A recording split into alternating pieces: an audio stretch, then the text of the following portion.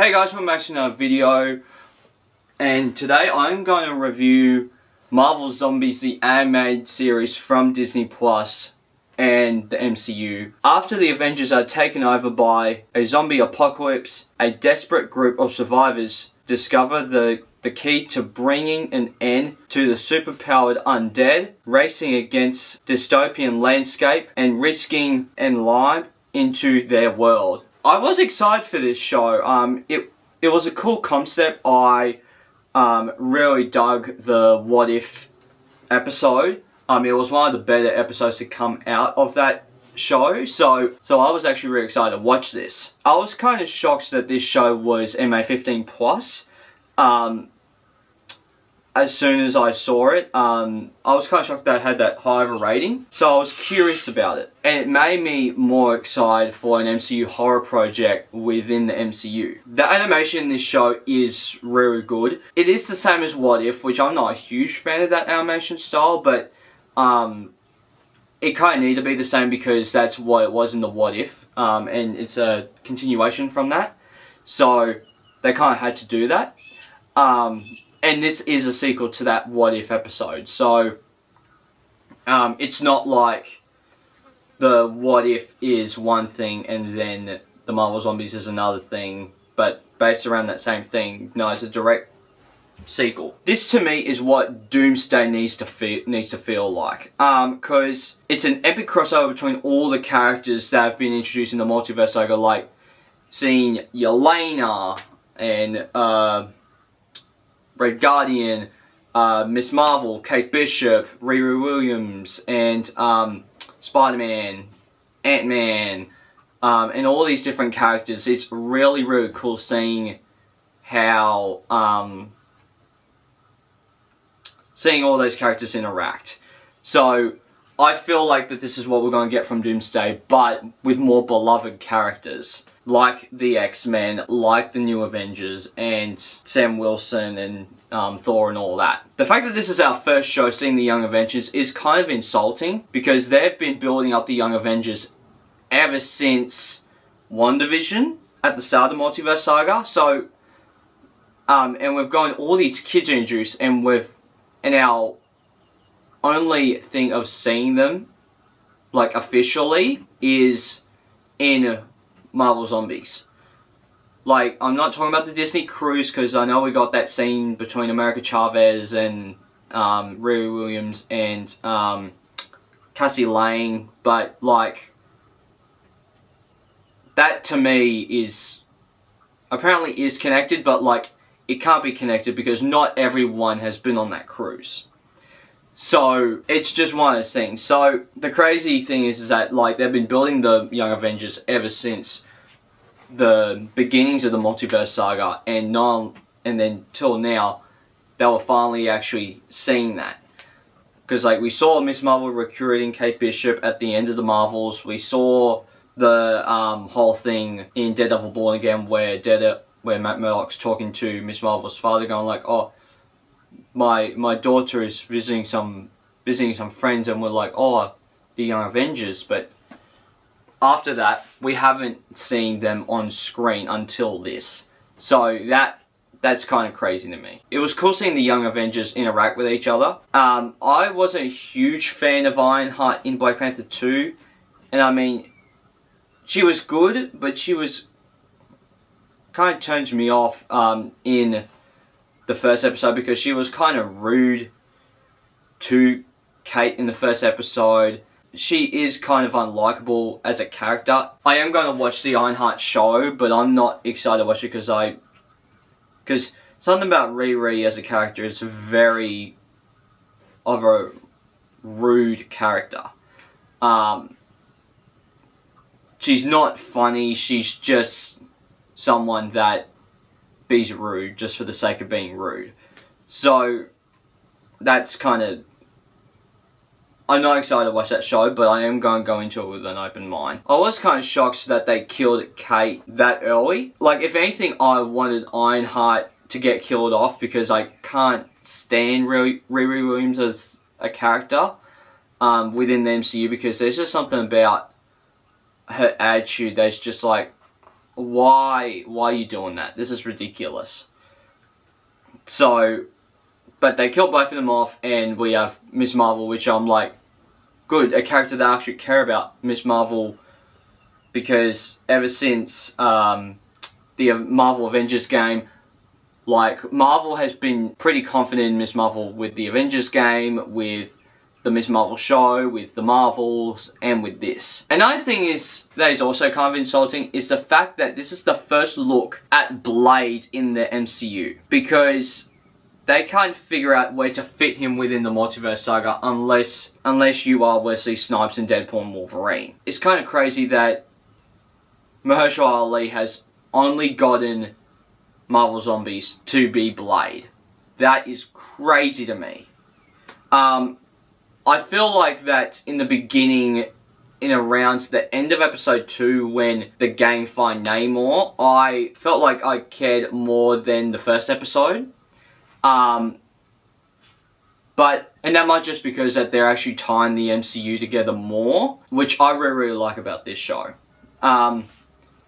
It's crazy that Shang-Chi and Katie are basically running around the desert in Mad Max style cars and trucks. I'm like, what is going on? Like, am I watching Mad Max? It's like that whole bit in Deadpool and Wolverine where where Deadpool talks about how it's, the Void is kind of Mad Maxy, and he also, like, after Wolverine chops up Sabretooth's head, Deadpool picks it up and does the whole Furiosa, like, I'm your precious queen, Furiosa!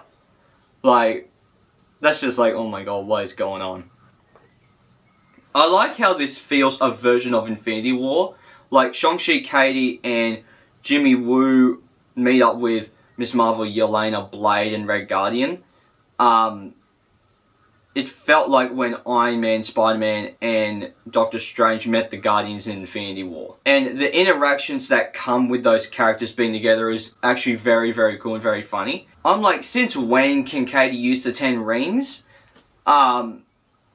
That is something that they didn't explain in the Shang-Chi movie, that she can actually use the 10 rings as well as Shang-Chi, but that was kind of weird to me, so I was like, why are you trying to find reasons to give Katie something to do? If you can't find anything for Katie to do, just take her out. That's why, I mean, I didn't hate Awkwafina in that movie, but she can be kind of annoying. So I hope that she's not in Doomsday, because if we're getting that kind of humour, I'm not excited to see her in Doomsday. But I will say she was cool in this show, but there's just not something about her humour that kind of turns me off. I think that the Yelena and Red Guardian stuff, I think that I like them more when they're in Thunderbolts, and not while they're in things like Black Widow or this, because there's something about their relationship in the Thunderbolts that feels more human, because, like, in both this and in Black Widow, Yelena is embarrassed by Red Guardian. So it's like, okay, I mean, because the Thunderbolts relationship actually seems more human, because they actually seem like that they like each other more, they embarrass themselves a lot more, and like the jokes are better written between them. And also that whole bit at the end where Yelena and Red Guardian talk about how, like, Red Guardian wasn't there for her after Natasha passed away and all that. Like, I felt like that something about those dynamics are a lot more stronger to me than actually seeing them in something like this. I do like how the third episode opens, where Peter is narrating the things that have happened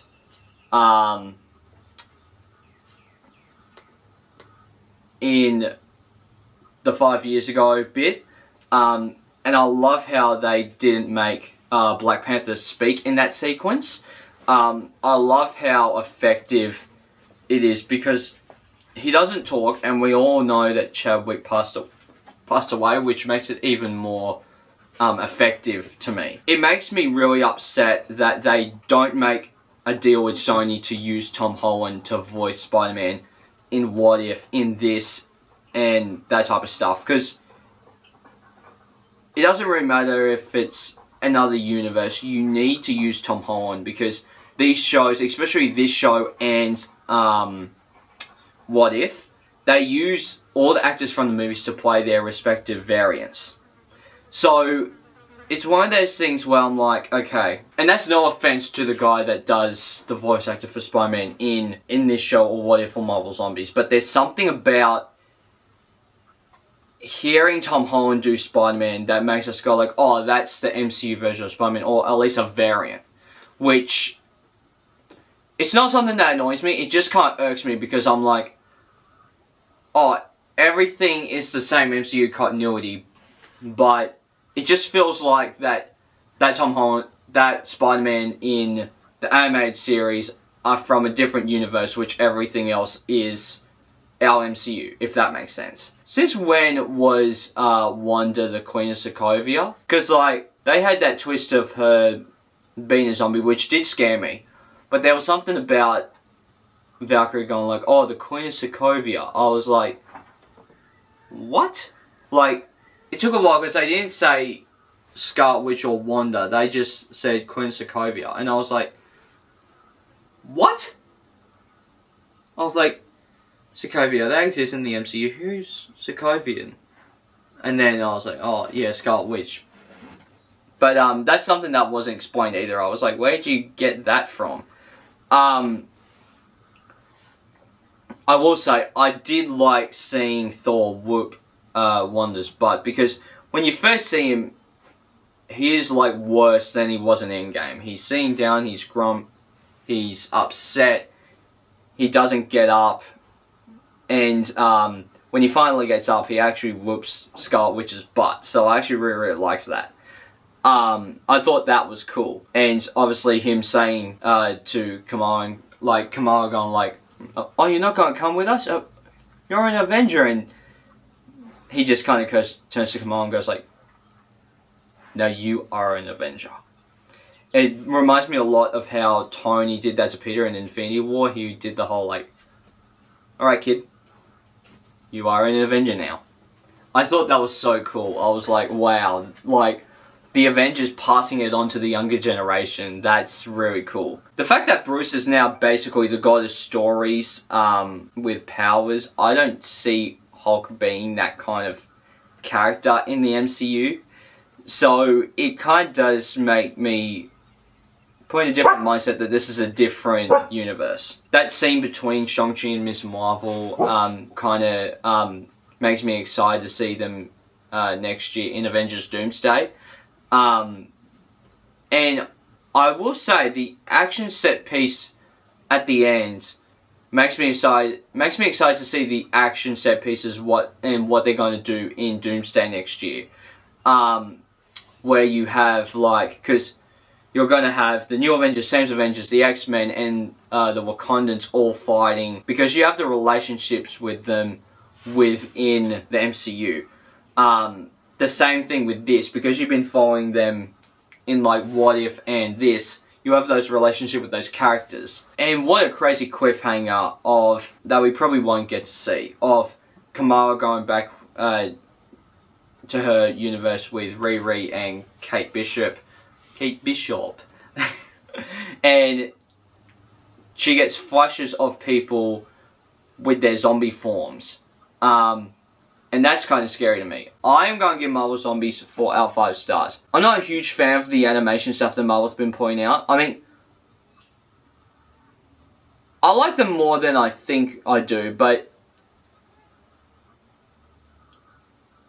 it's much like the Spider-Verse movies to me, where they're like, oh my god, this is the best comic book movie, oh my god, this is the best anime movie. It's like, nah, you're forgetting some of the good ones. Like, you're just like blinded to because it's a superhero movie. I mean, I'm like that with live action movies, but I feel like that there's some people that when people think, oh my god, the best anime movie or best superhero movies Into the Spider-Verse, I'm like, there's other ones you can pick from. But I think that this one's really, really good. I think that none of the animation stuff has really grasped me, except for X-Men 97, which was easily the best out of the animation. And this is easily the second best out of the animation stuff. I do prefer the live action stuff way more. But I wouldn't mind watching this, especially since it's a short series and it's only 2 hours long. So, guys, please hit the like button down below if you haven't already. Hit subscribe, also that little bell icon to get notified future videos I make. And I'll see you guys next time. Take care. Bye. Hey there. Subscribe to my channel. And also press this bell icon.